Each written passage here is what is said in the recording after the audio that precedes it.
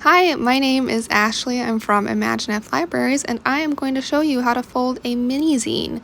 So the first step is to take our four corners lengthwise on an 8x11 piece of paper, line them up, and create a sharp crease using some sort of flat edge. I have a ruler here.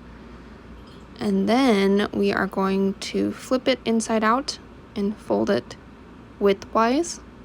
Line up our corners again, nice and straight, and create another sharp crease. So we will have 4 equal squares now.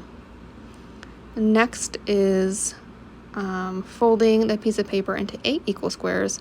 So I'm just taking that width piece, or that width side, and folding it into itself.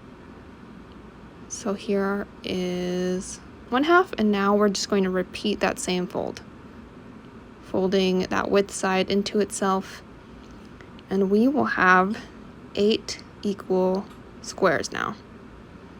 Voila. Okay, we are going to now create a slit in our paper using a pair of scissors. We're not going to cut all the way through the paper, just through 4 of those equal squares.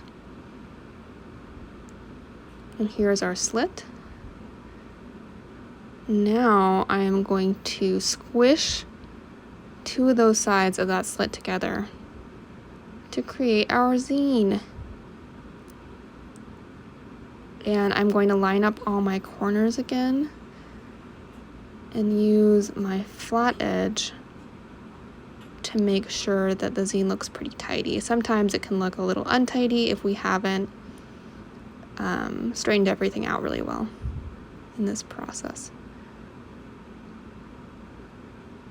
Okay, so from here you can fill your zine with whatever you'd like.